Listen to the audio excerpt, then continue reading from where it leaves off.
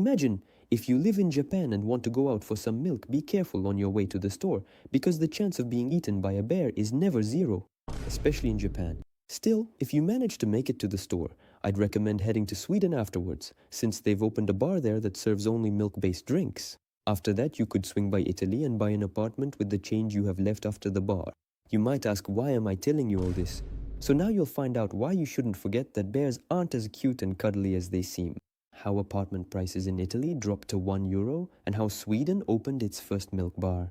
Statistics on bear attacks in Japan started being kept in 2006, as the authorities noticed increased bear activity. A serious spike occurred in 2010. That year, the predators mauled 4 people, and there were over 100 encounters in total. By 2012, the Japanese population had decreased by 3 million. But don't worry, that's not thanks to the bears. I hope, but if you think you'll be safe just by staying at home, that's not the case. There have actually been quite a few attacks where bears broke into Japanese homes themselves. So on July 4th, a bear broke into the home of an 81-year-old Japanese woman named Seiko Takahashi and mauled her. Oh, it was not a pretty sight. A week later, there was another report of a bear attacking a newspaper delivery person in Hokkaido Prefecture. And 4 days after that, in the same province, a hunter disappeared in the forest. Rumor has it he was never found, but they did find a blood-stained rifle in the forest. Yeah, tourists were also attacked, but all of this is kind of grim. Makes you want to fly far away from these bears?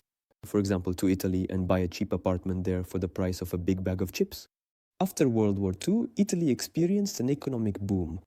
Almost all the young people started leaving the villages for big cities in search of work. Because of this, the population in small historic regions began to decline rapidly. To save their cultural heritage from disappearing completely, the authorities decided to attract investment by selling abandoned houses for €1 each. Many people fell for it. After all, everything looks good on paper. First, there's the low price. Second, it's the chance to live in authentic Italy with incredible architecture. Third, many people saw it as a way to make money. Fourth, the government offered tax incentives for these buildings. But in this world, there will always be a catch.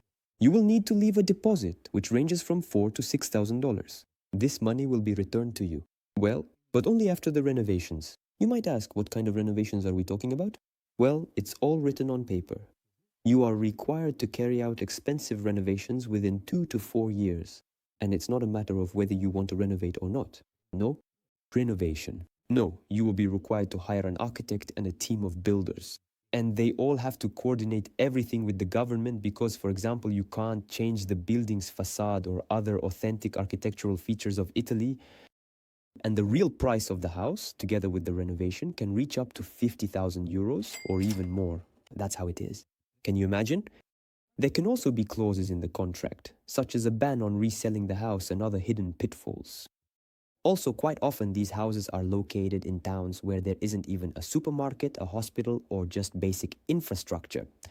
Phew, all of this made me thirsty. My throat is dry. By the way, speaking of drinks, personally, I really love milk and would like to visit Stockholm, since they opened the world's first milk bar there called Mjölk. The founders called it the coziest bar in Stockholm. They wanted to compete with the alcohol industry by putting milk into the fight. And no, it wasn't just a glass of milk. There were dozens of types of milk, milkshakes with unusual additives like sea salt and things like that. There were also plenty of dairy products from local farms. Why did I say at the beginning that I would like to visit this bar? That's because this bar has apparently closed down. And you might say, then why are you telling us all this? Well, it's because this bar actually set a real trend. And more places with this kind of concept started to appear, opening up all over the world. So, today you learned something new about our world. Bears are taking over Japan, and in Italy they're trying to sell a house for €1. Write in the comments which of these news stories surprised you the most. Subscribe to the channel and turn on notifications so you can learn something new every time. Meanwhile, I'm going to go look for a milk bar in my city. Bye-bye.